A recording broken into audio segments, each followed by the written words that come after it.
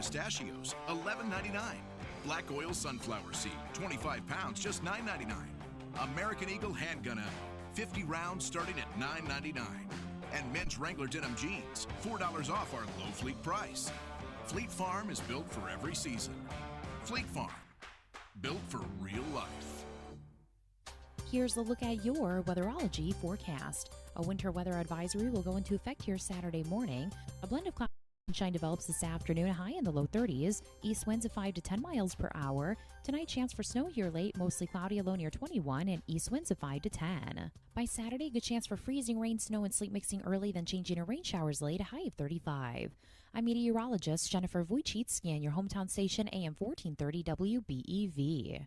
Currently, it's 32. A visit to Cave of the Mounds is fun for the whole family, with lots to do above and below ground. Tour this geologic wonder that was hidden for ages. Lighted walkways lead you to stunning, colorful crystal formations and mirror-like pools. Plus, it's always a comfortable 50 degrees in the cave. Above-ground activities include our gemstone mine, fossil dig, butterfly gardens, and amazing rock and gift shop. Discover buried treasure, discover fun at Cave of the Mounds. Open year-round. Cave of the Mounds is just 25 miles west of Madison. Hurry in for Ram Truck Month at Holman Chrysler Dodge Jeep Ram in Waupun and Holman Chrysler Dodge Jeep Ram of Ripon. A new 2019 Ram 1500 Bighorn Crew Cab 4x4. Over $11,700 off of MSRP when financed with Chrysler Capital. A new 2019 Chrysler Pacifica Touring Plus. Lease for only $369 a month for 36 months, $19.99 due and no security deposit. Plus auto show rebates on some of our best-selling models. For super low prices and a relaxed buying atmosphere, come to Holman Chrysler Dodge Jeep Ram in Ripon and Waupun. Plus tax, title, and dealer service fee. Subject to approved credit. Edith's Cakes Catering and Cafe in downtown Beaver Dam is now in their 48th year of business. Founded by Edith Cast, her daughters, Marion and Colleen, and their staff look forward to serving you when you come in to dine, when you order a cake for that special occasion, or place your 2019 catering order. Marion and Colleen continue the Cast family tradition of serving homemade, made-from-scratch cooking and beautifully decorated award-winning cakes. The restaurant is open every day until 2. Edith's Cakes Catering and Cafe, downtown Beaver Dam. Got Stacy here from Slumberland of Beaver Dam and Watertown. Stacy is local, as are the people that work at Slumberland. Slumberland, however, is a big box store name. So what makes you different? You know, I think what makes us different is our staff. You know, all of our staff, they work and they play here, which is fun. And you're going to see us around town. So when you come in, you're going to get the same salesperson that you probably got last month or hopefully last year. So, I mean, shopping local, I think, is a really great way to keep all of the community and all of the funding and all of the support local. And we try to also use local. We use local technicians within the area for fixes and repairs. Same with electrical work. I mean, we try to obviously give back to the community, different types organizations and things that we do funding wise, which I think is really important. You know, that you can get those good big box deals and you can get those great brand names, and you don't have to actually leave Beaver Dam or leave Watertown. You get all of that big brand name shopping at a lot lower price points with the local guy or gal that you're working with, which is nice. Winter in Wisconsin, that delightful time of year when the chill in the air sticks around and not feeling your toes is as routine as your social media posts that say, #winter stinks. But how often do you think ahead about the furnace that heats your home? Imagine it's 5 below zero and your furnace decides to take a permanent vacation. Doesn't the thought send shivers down your spine? Don't wait until that happens. Visit Chad and his team at Air Care in Beaver Dam. Ask them about the advanced modulating furnace from Carrier. This Carrier furnace efficiently sips gas only as needed at any outdoor temperature, saving you money by using less gas. Who wouldn't love having the peace of mind, comfort, and savings of a modulating furnace from Carrier? Be sure to turn to the experts, Air Care and Carrier. Check them out at aircareinc.com and like them on Facebook, or give them a call at 920-356-8860. All Out Marine, your experts and local carriers of Tracker, Tahoe, Nitro, Sun Tracker, and Regency brand boats, wants you to stop in to see their impressive showroom. 2019 models are now in. All Out Marine is a family-owned independent dealership in Allington. From pleasure boats to fishing boats, they have the boat for you. Stop in now for store discounts on apparel and other boating needs. Also find deep discounts on last year's boat models. All Out Marine, your authorized Tracker dealer, located in Allington, just off Highway 41 and D. 1237 from AM 1430 WBEV, streaming online at dailydodge.com. It is time now for today's community comment. Here's your host, Craig Warmbold. Well, thank you very much, and good afternoon. Welcome to Community Comment. Our guest on Community Comment today is the mayor of the city of Beaver Dam, Becky Gluen. Thank you very much for joining me today. Yeah, good to see you again, Craig. Thank you. And the phone number, if you've got a question, is 920-885-4446. That's 920-885-4446. And we are video streaming today at dailydodge.com. If you'd like to watch the live video feed, just go to Daily Dodge, check out the video tab, and you can watch the program live. Again, that phone number, 920-885-4446. Got to turn the tailgater down just an inch, and we will begin our conversation here with Mayor Gluen. It's been a Happy New Year. Happy New Year. It's been a while. I know. As I was thinking about what are we going to talk about today, I'm going, wow, we have a lot to talk about. We haven't met in a little while, so it's good to get back and share some of the great things happening and all of that. Yeah. We've got some things that are working their way through the council that we'll talk about maybe in just a little bit. Let's maybe start off with some things that are kind of a done deal, or at least appear to be a done deal at this point. A big announcement this week from ConAgra. Right. Yeah, that was a big announcement for an addition to their current facility that used to be Ryder not too long ago. That was bought by Pinnacle. It's Bird's Eye Frozen Foods, and then now it's been purchased by ConAgra. In the process of doing that, Pinnacle did have a plan to move forward with expansion, and so the city was helpful in moving that forward as far as the land availability that's right near or next to their property.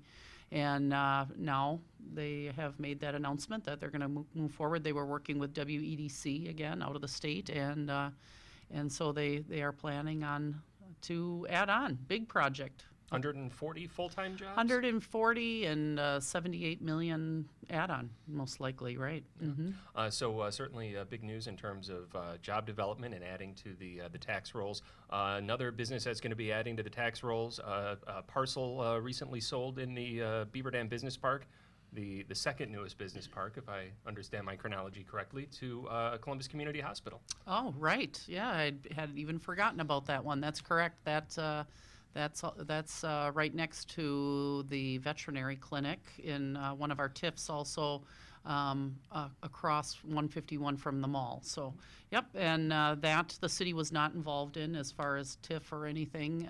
So they're coming in and starting out, I believe, approximately 9,000 square foot building that they're planning on expanding fairly quickly to the 18,000 square foot. No TIF dollars used there. There are some incentives, I imagine, as far as the sale of land. I think it was a reasonable price, maybe not $1, but it was like 40,000. Is 40,000 market? Okay. So that was just a straight purchase. No incentives. Nothing offered from the city or through WEDC or anything like that either. Right. There is still some space open in that business park? I think that ends or closes that up pretty well. Does it? Okay. I'm pretty sure, yeah, all right. that one is closed up. Then we've got the one on the far north, that the most recent one to open, not Alliant Energy Park, right? But as far as in the city, the one north of Walmart over there.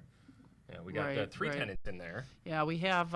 We also have kind of in that area where Pinnacle is, ConAgra now, but there is some acreage back there to Anamart and ConAgra back by Green Valley area. That's kind of like the first of the modern business parks in Beaver Dam and everything like that. I mentioned the Alliant Energy facility park that's proposed on the far north side in the township. Anything new going on there? Well, that's about a 500 acre plus parcel that they have been working with property owners on. They are working to get that property certified, so it's still Alliant Energy that is putting all of those pieces together. So they are putting appropriate documents and things together and submitting to the state so that can be certified. But certainly, it just it sets us apart from other areas where it's difficult to find larger parcels of property like that to appeal to some of the bigger companies that might be looking. So it's definitely an asset to be able to promote, I guess, to have that extra extra property available. Yeah, it's like a business park. It's intended for major industrial users. It's interesting in that Alliant just optioned the land in the event there's a major industry that looks to relocate there. We haven't heard anything yet about any major industries or anything like that. No, there is nothing at this time. Any plans to annex that into the city? Is that being talked about? That would be because they would need the city infrastructure, so that would be most likely the conversation as they would move forward, if they would find a user for that property. Yeah. Use it. Big box stores maybe not be the type of thing that would move into the Alliant Park, maybe one of our business parks.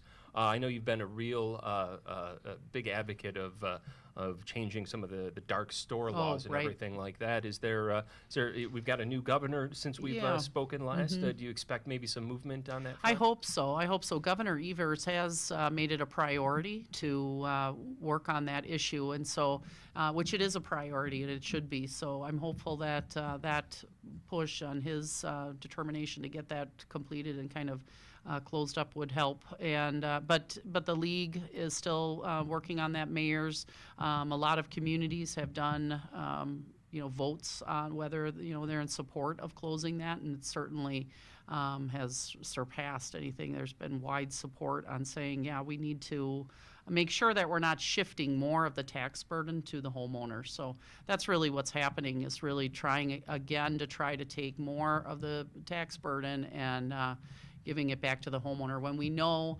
that certainly we want to be business friendly, and I think we are, and I think we have some great partnerships, but having to having to realize that everyone's a partner within the community, and those businesses oftentimes use more services than any homeowner for sure, and most other businesses. So the infrastructure needed there, and the police and fire needs, and emergency services. So definitely we hope that they want to continue to be partners in a community and helping everyone succeed.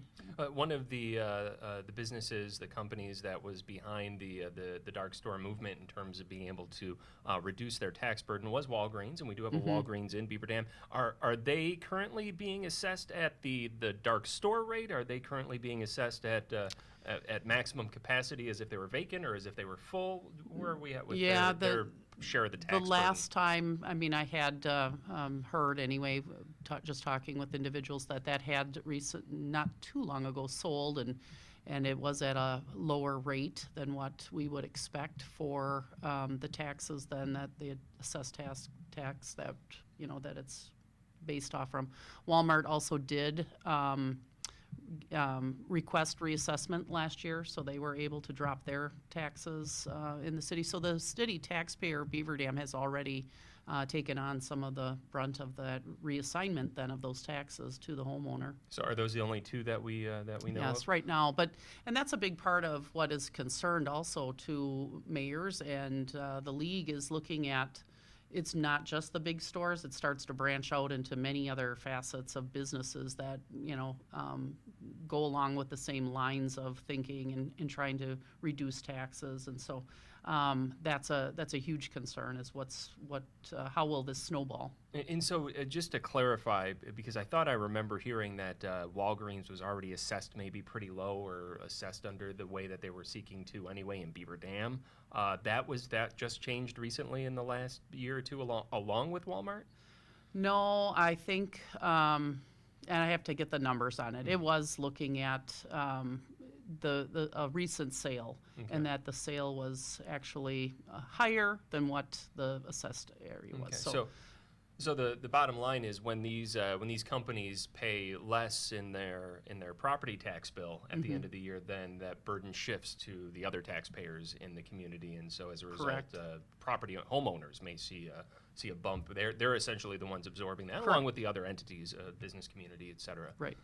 So maybe we'll see some movement there. Right. We're hopeful that that'll really start to get some momentum now. Yeah. Okay. So let's talk about Beaver Dam Common Council action. Well, I guess maybe not the most recent, or maybe not the most controversial thing happening on the City of Beaver Dam Council floor, but really kind of a sweeping one, and it was the most recent action to be taken by the Common Council, and that's the fact that big changes to dogs in parks. Right. Yeah, I was really surprised actually on the vote that was unanimous, and so we had a community member that had approached the city council and requested. I had heard a number of people asking for this, and so when Julie approached me, I asked her, would you come and speak with council?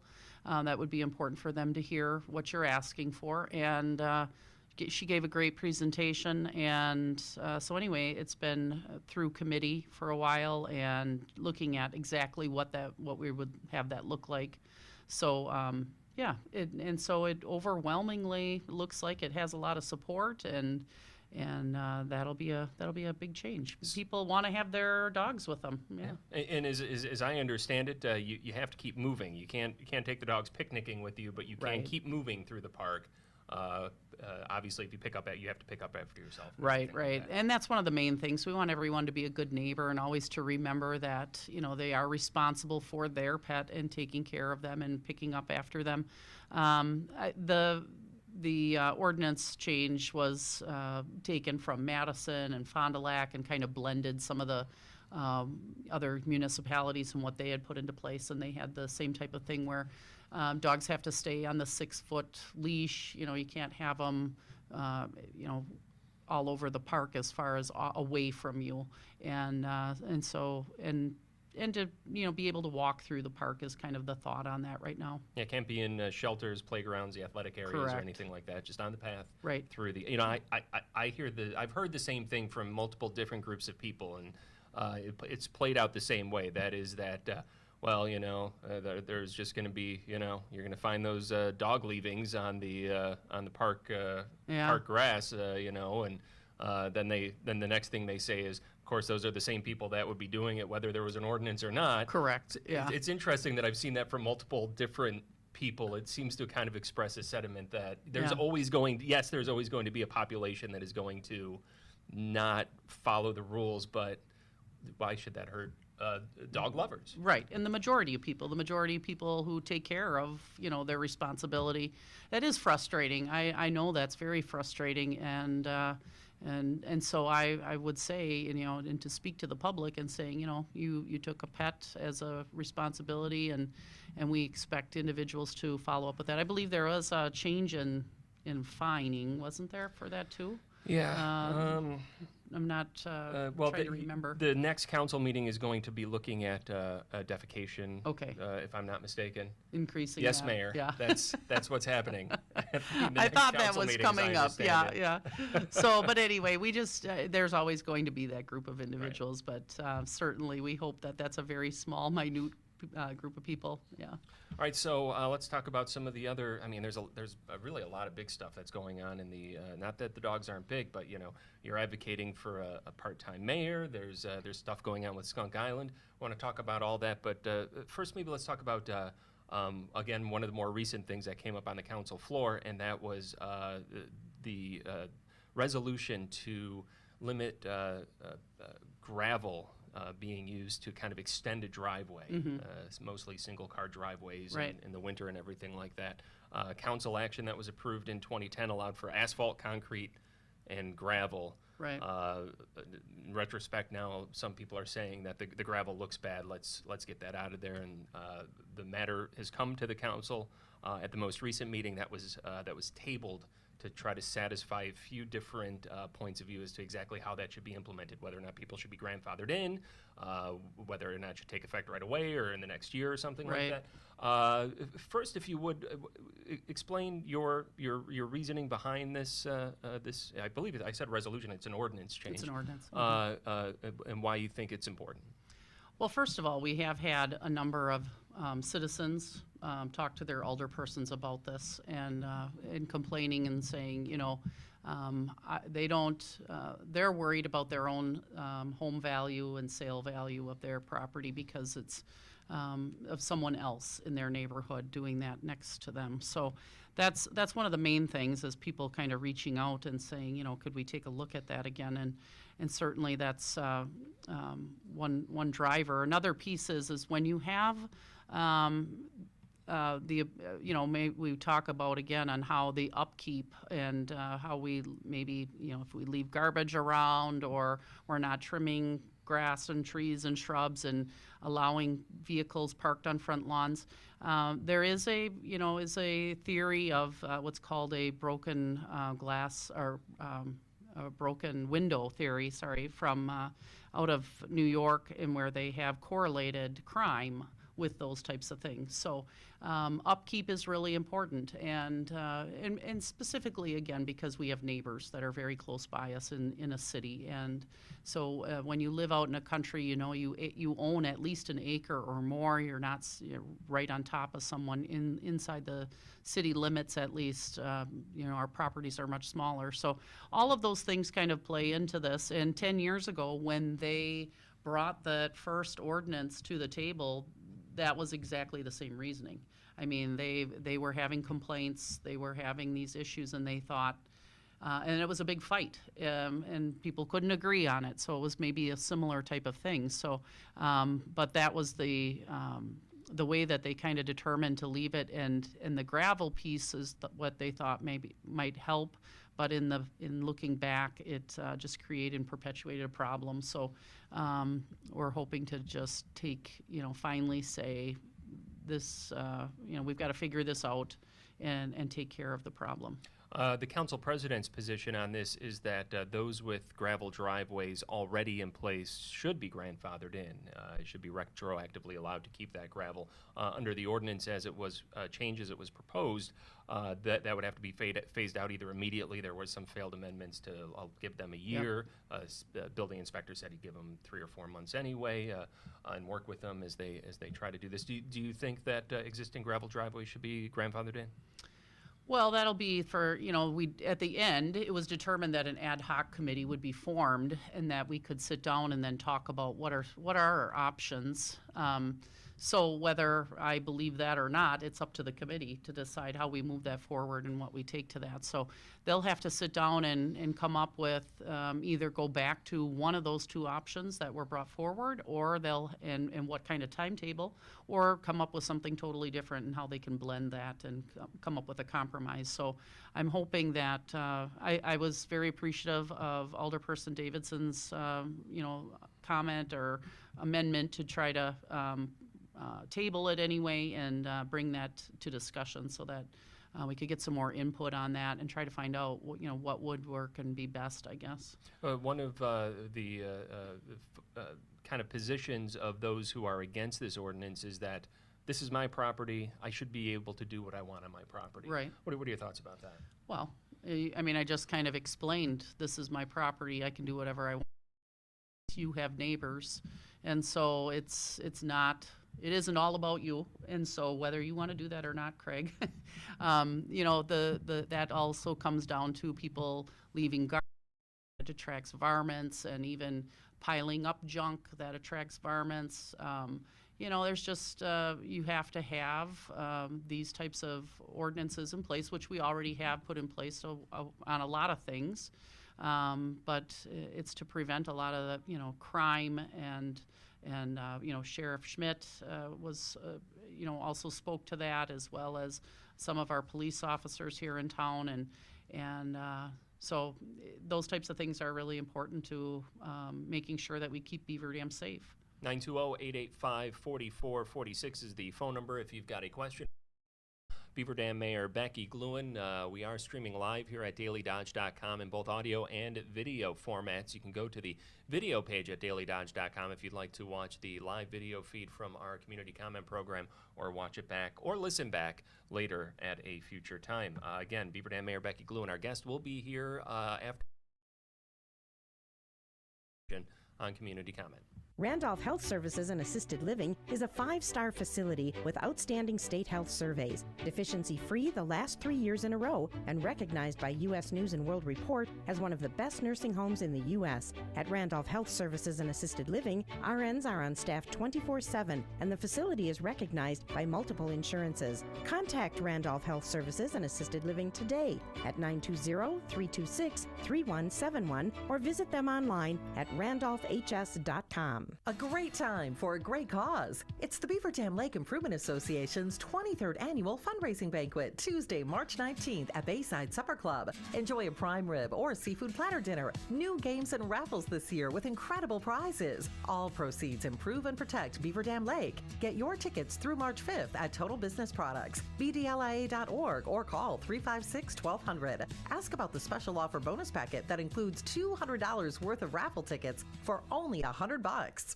Why do patients choose Columbus Community Hospital's Prairie Ridge Center for Orthopedic Excellence for joint replacement surgery? Improved quality of life. I had extreme knee pain because it was bone on bone. The surgery at Prairie Ridge was quick, it was efficient. Thanks to Prairie Ridge, I have no pain at all, and I've reclaimed my life. Columbus Community Hospital and Prairie Ridge Health Clinic offers a 5-star, top-performing, high-quality program that will help you reclaim your life. Now also serving in Marshall. Get your best price first at Countryside Auto Group in Beaver Dam. Take advantage of the auto show specials on now at Countryside Auto.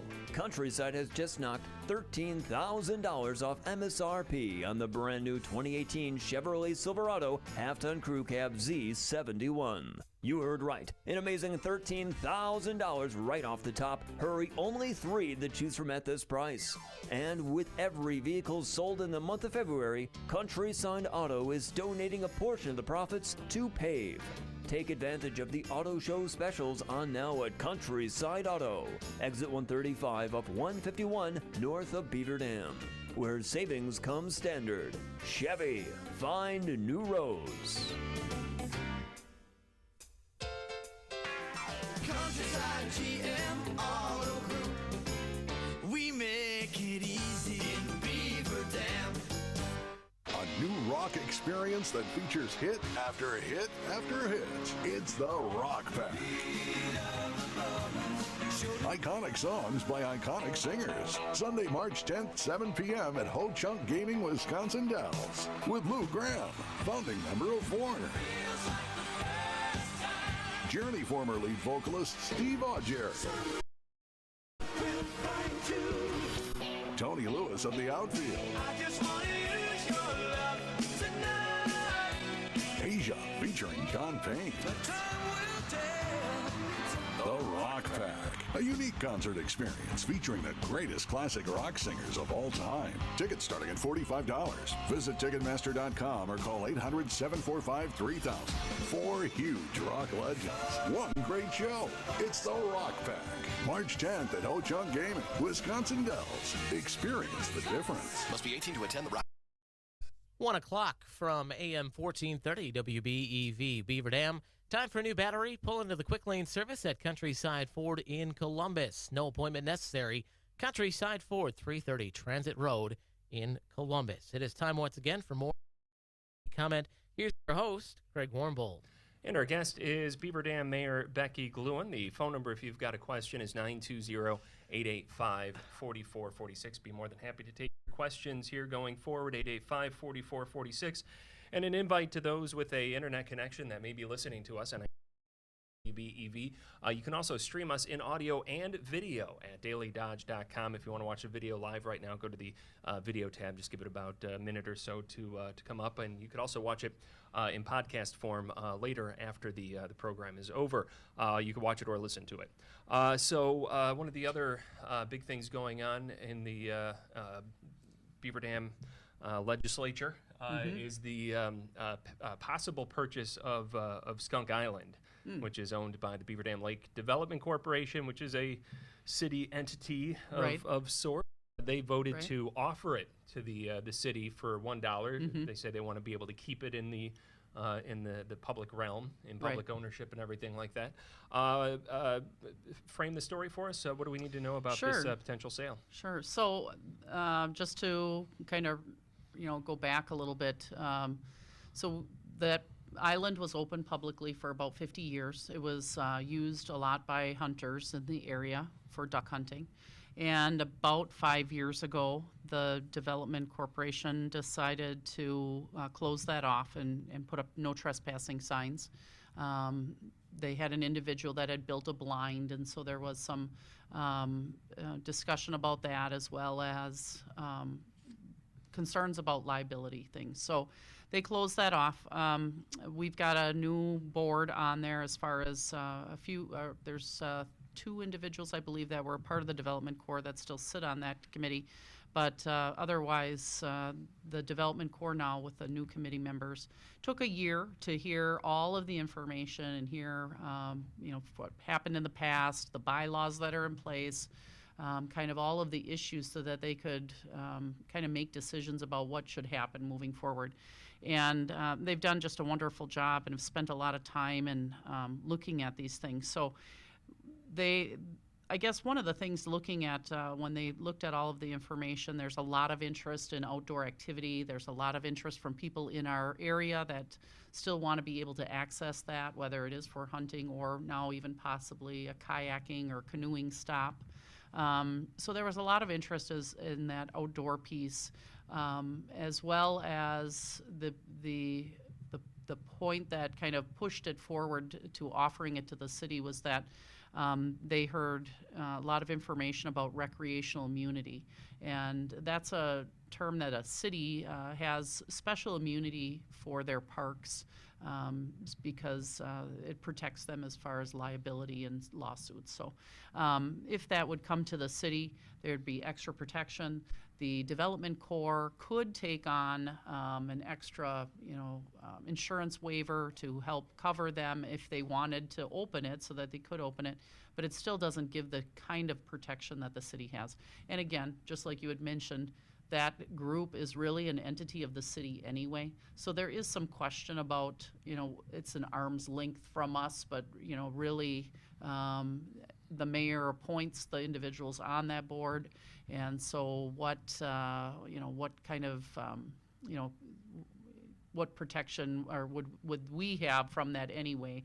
And so their decision was to offer it to the city in hopes that the city would take it on and then be able to talk further about if there is a possibility of opening it in the future. But if not, then to just, hold it and keep it in with the no trespassing signs up, but to, again, have that extra protection.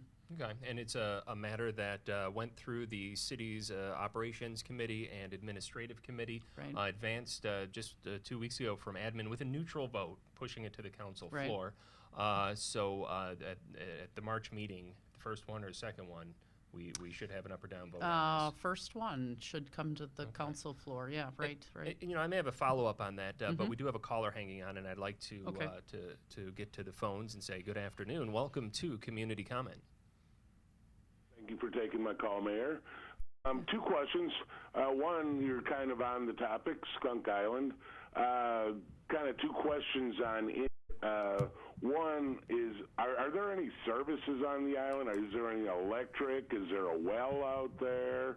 And then the second part of that would be, is there any financial gain possible? I don't know, as far as rentals or, I don't know, anything that, you may have in mind.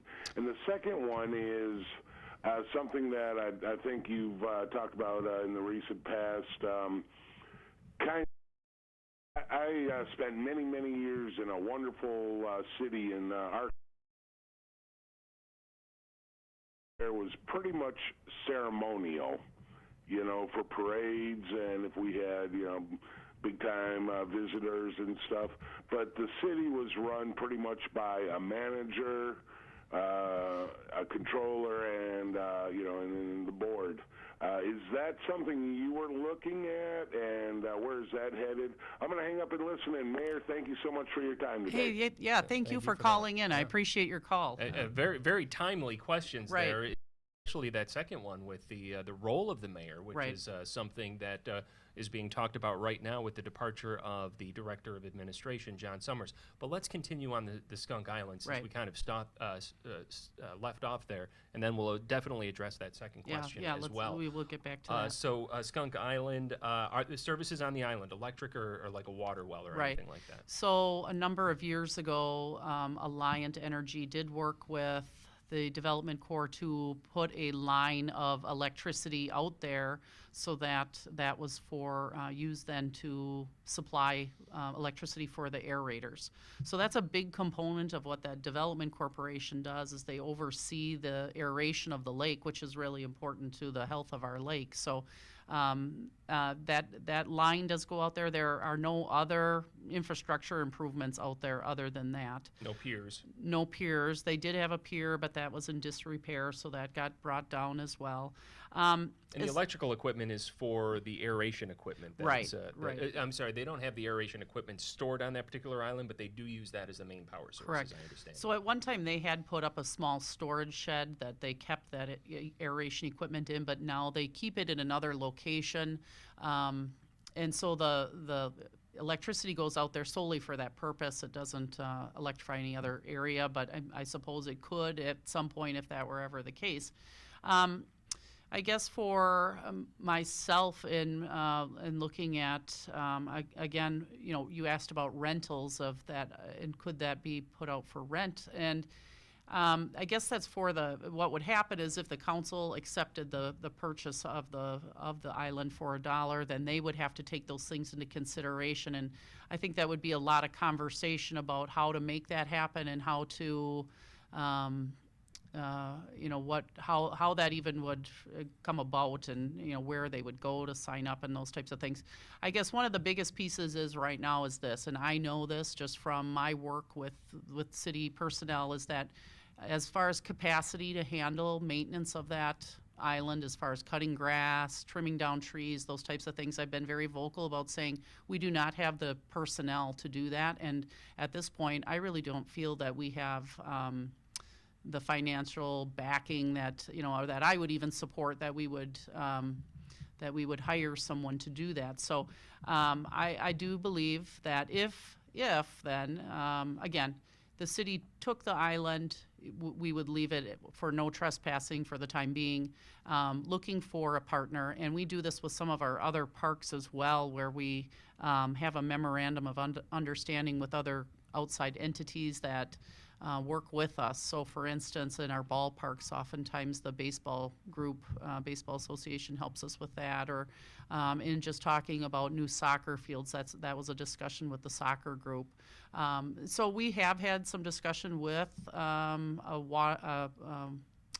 always want to say the wrong word, waterfowl, I think, waterfowl group that has some interest. There's a lot of love for that island because, like I said, that had been open for 50 years. There were a number of people that used the access that island for, they took their son there. There was a group of individuals that would take disabled veterans out there to hunt.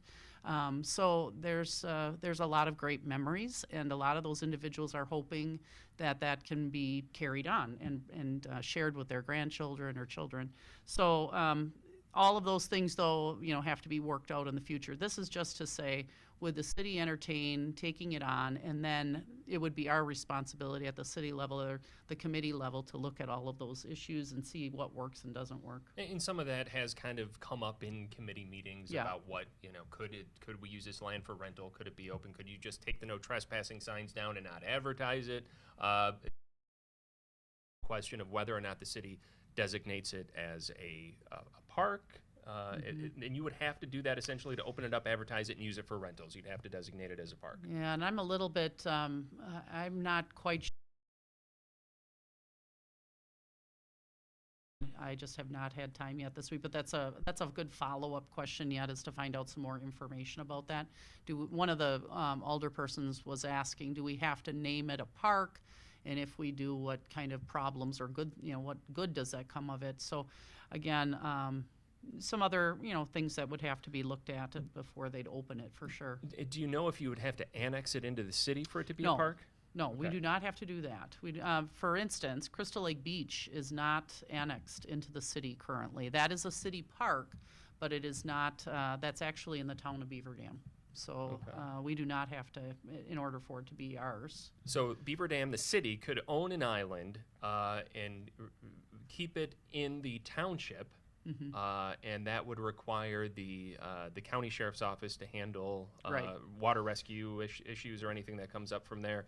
And it's not until it would be annexed into the city then that the city police, city fire would. Correct. Well, City Fire has to take care of all of the islands anyway, or out on the lake. They have the equipment for that. But our police department is not equipped to go out to the islands, of course. So, yeah, I would never recommend that we annex that unless the police department wanted to take that on, which I'm sure that that's not really something high on their priority list. And rightfully so that we have a sheriff's department that's already equipped. They have boats and they have the personnel that can handle that type of thing. So, sometimes rather than paying for, that whole service ourselves, that collaborative piece is really important when it's not really a high use type of thing. Going back to the caller's question, though, it is within the possibility that if A and B and C happen, it could be rented to the public. Right. I mean, I could see that might be, something that would be for future. Again, all of those things falling into place, and there is no dock out there right now. But there's a lot of interest, so that might be something that fundraising could work with for sure. The city has to accept ownership first, and that will be taking place again at the March meeting of Correct. the Beaver Dam Council. So going to the caller's other question, which it's almost like he was reading my mind, because this is the next item on my agenda. You said you want to change the position of mayor from a full-time position to a part-time position, and then hire a full-time city administrator. Maybe take a moment to kind of explain what that means for folks that may not fully understand the nuances of that. Sure. Well, and again, thanks for the question, and you're a little bit familiar with it, I guess, from where you were. And yeah, from the beginning, I have, again, felt that we need to move Beaver Dam forward in being as competitive as possible. In order to do that, I strongly believe that the city should have a city administrator, and the mayor should be a part-time position. That the mayor, you still have a mayor, and the mayor and council still, specifically council, oversees the administrator. And the council and mayor really work on the vision for the community, continuing progress in the direction that they want to see the community move. So it's still that, and the community still has input, because you still have council, you still have the mayor that you're able to reach out to. It's the city administrator then handles all of the daily operations of the city.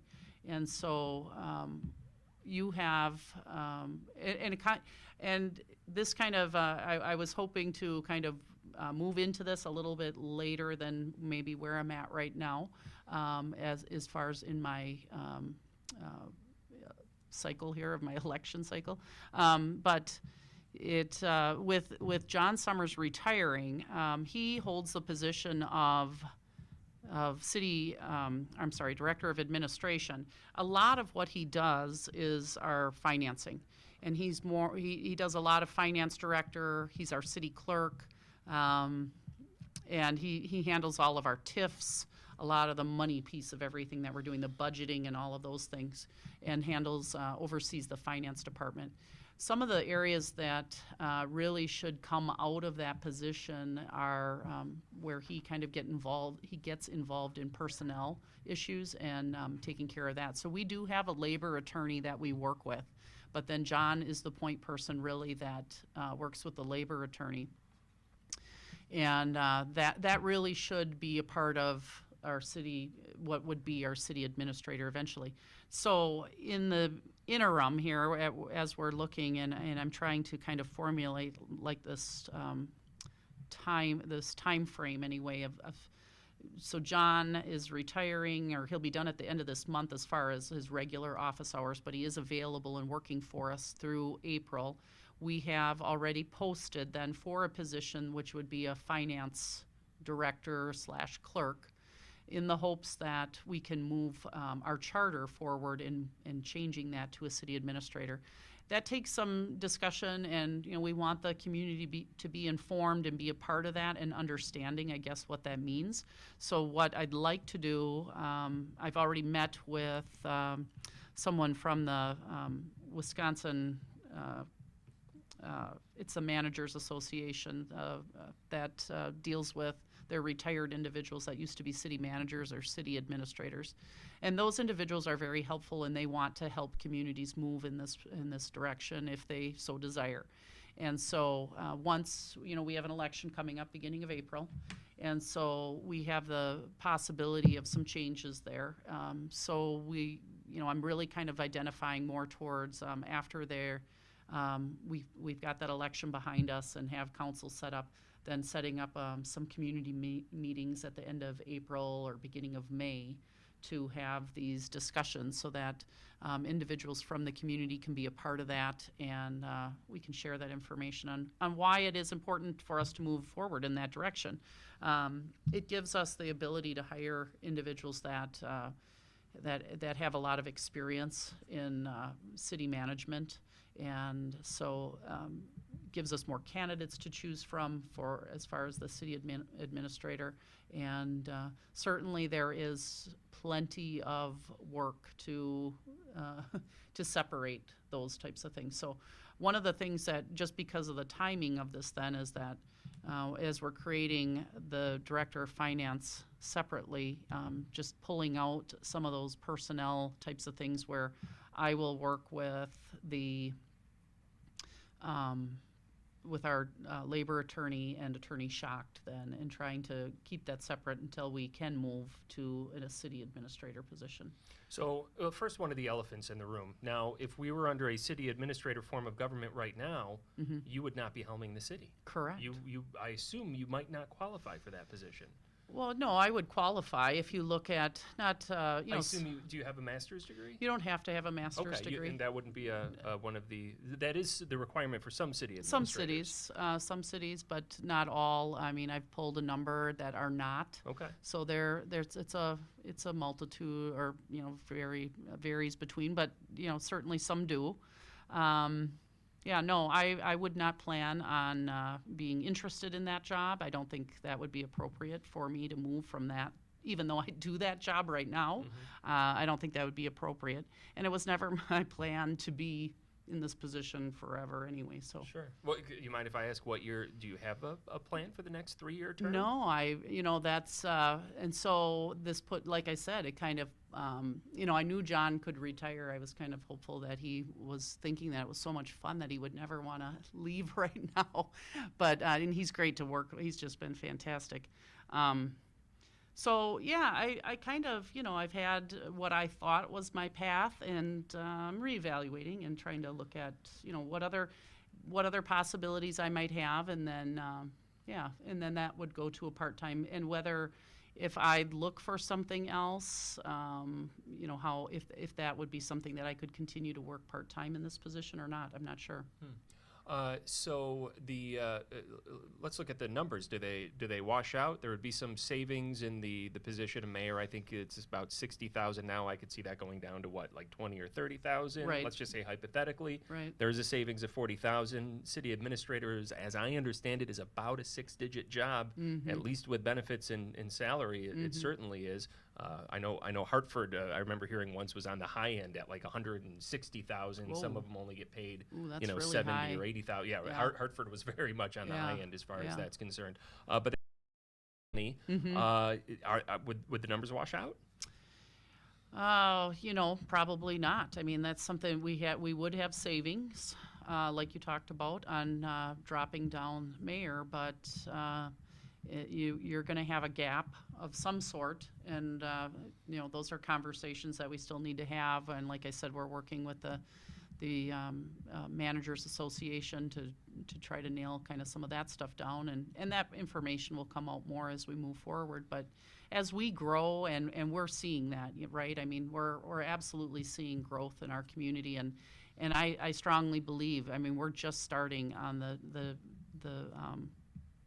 tip of this, because more and more we are seen as this 151 corridor and the amenities that we have here, and people are starting to notice and have seen actually, and have commented about the hotel and housing opportunities we have as far as condos and things, and new businesses, and they're seeing those things. And we've been trying to really connect with the Madison Regional Economic Development Group, and I think that I do just believe that if we're gonna stay competitive or be at the top, we need to be looking in this direction. And I apologize, I don't have all the details related to this next question, but at the most recent Operations Committee meeting, I believe it was, there was a agenda item on there to create another position with monies left over from the city clerk's office, with Linda Carney leaving retiring as deputy clerk. We miss you, Linda. What position is that again, and how does that factor into this whole piece of the puzzle? Right. So that position was full-time with benefits. And deputy clerk, correct. And so what we're doing is at City Hall, if you've been up there, we have two different offices. Mainly we have the finance department where you pay your bills, and then we have a kind of a clerk's office where you would do licensing, certain licensing, like liquor licensing. So one of the things that we do need to look at moving forward is security of our buildings, of course. And so we've been specifically first, at least, just saying, okay, the finance department should be secure. This really, they're handling money every day, and so we should have that secure. So the plan is to move then the new part-time person, deputy clerk, and our and Tracy Farron, who works with our HR types of things and voting registration such, and move those to also into the finance department under a secure area. So, and then the plan is to have some cross training across both of those areas so that we get a little bit more efficiency. Certainly, stepping up to the counter, individuals should be able to pay a bill or do a registration for licensing of some sort. So that's kind of the plan there. So we did allot monies for a full-time position for the deputy clerk's position, because just in case I was wrong on what I was thinking that it might not work. And so we did set up full-time wages for that. In the time that our new individual has replaced and been on staff, then it feels like we're moving in the right direction.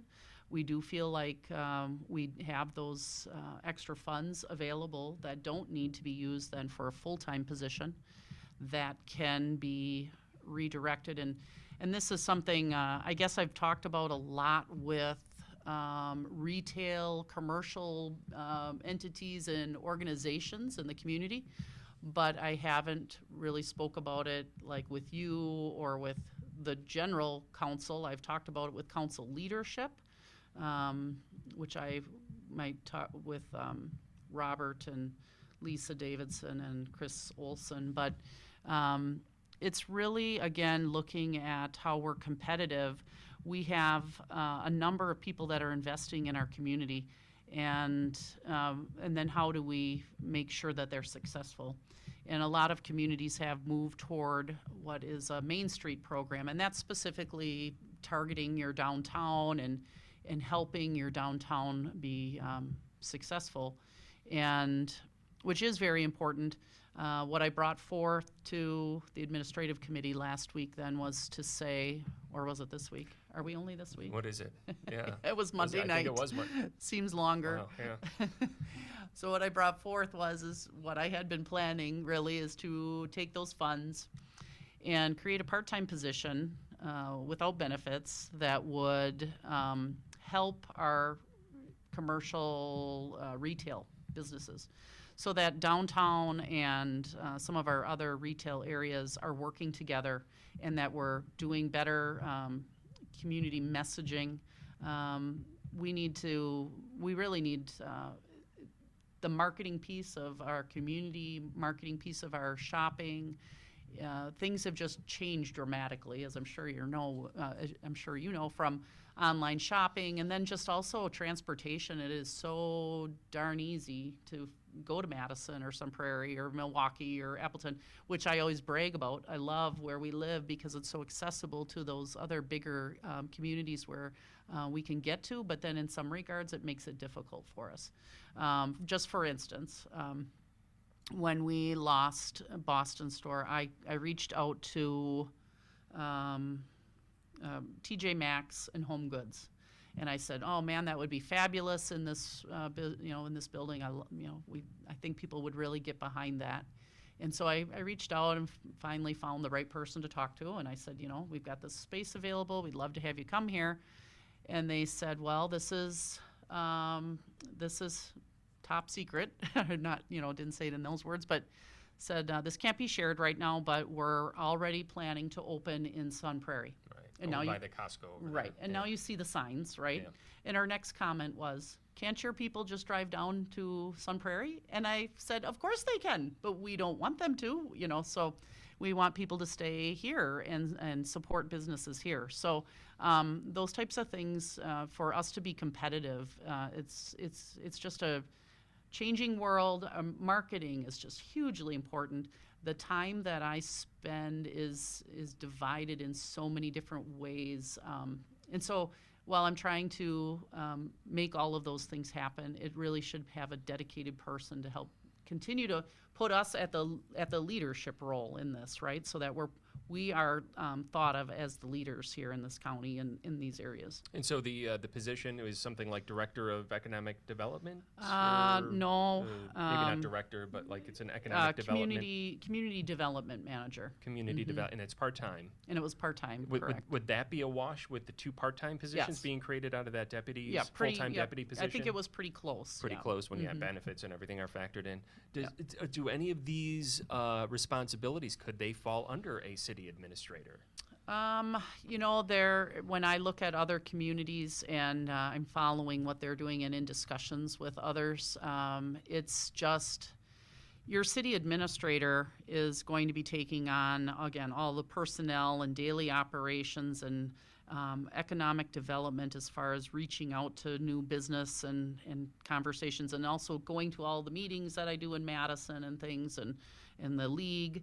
And then you're going to have this individual who's really focused more on event planning and marketing and direct contact with businesses as far as how to drive people to a certain area, right? Drive people to your downtown to shop, or going to help downtown businesses or other businesses with saying, what do your displays look like?